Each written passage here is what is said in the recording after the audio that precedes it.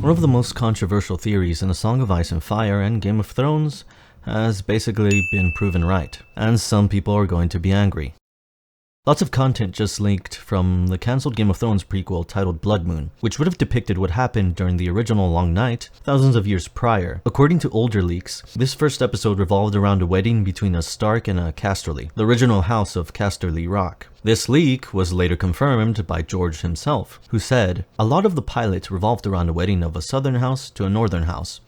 These new photos show Naomi Watts in costume, who plays one of the Casterlys. But what's more important is the plot. Apparently, the first episode ended with something unexpected, the arrival of people who shouldn't be there, according to the history books.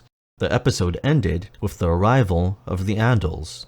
This is surprising because the history of man in Westeros is divided into two groups of people, the first men who arrived first, and the Andals who arrived way later. According to the timeline, the Andals weren't there before or during the Long Night. However, David J. Peterson, the man who created the Dothraki and Valyrian languages for Game of Thrones, was told to make an Andal language just for the prequel show. And so, oddly enough, I was tasked with creating the Andal language, which of course becomes the common tongue. Oh. In fact, he straight up said the plot of the show kicks off because of the Andals arriving. So the children of the forest and the first men are already getting on well together.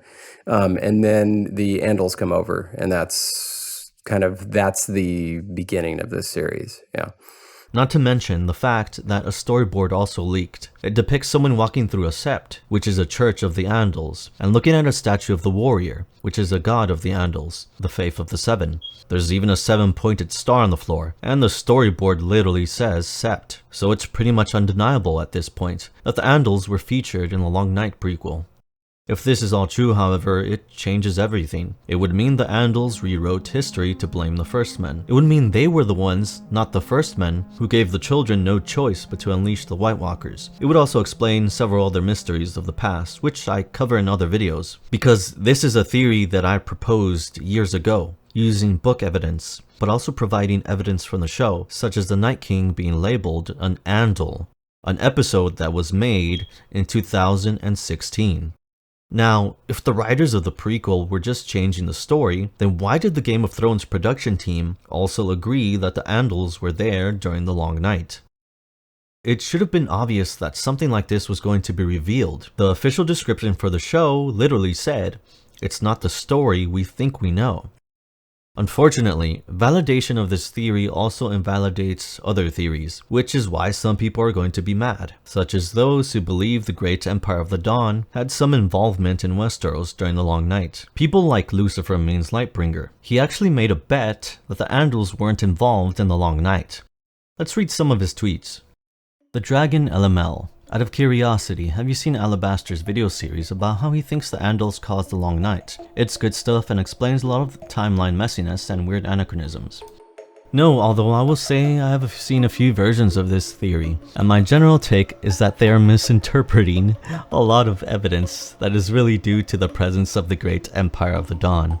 I understand what they're looking at, but interpret differently. Oh no, wait, I've seen this video. I strongly disagreed with the logic in this one. Right from the get-go, I disagree with how they interpret Martin's statements, the Maesters, and the books themselves. Just my take, but there it is.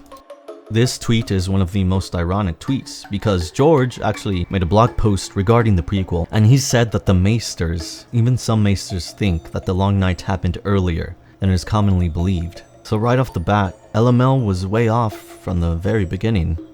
Let's look at more tweets. What are the implications of the Long Night happening 5k rather than 8k years ago? How does that timing tie in with the Andals and the Valyrians/Dragons? What stage of development were the Andals and Valyrians in?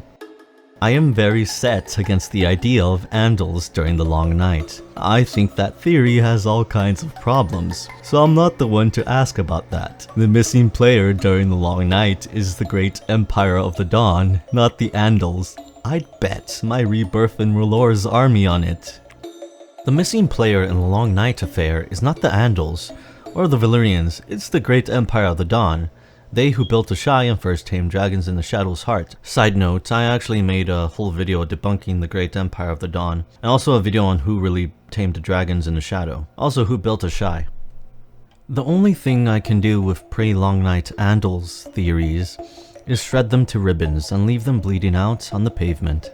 I know the Andal truthers will run wild with this, and I won't comment on that except to say that I am confident the Andals had nothing to do with the Long Night. There's really no narrative reason or payoff for the Andals to have been in Westeros during the Long Night. And then the Andals come over, and that's the beginning of this series.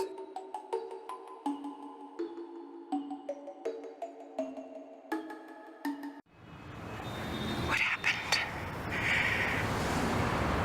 I won.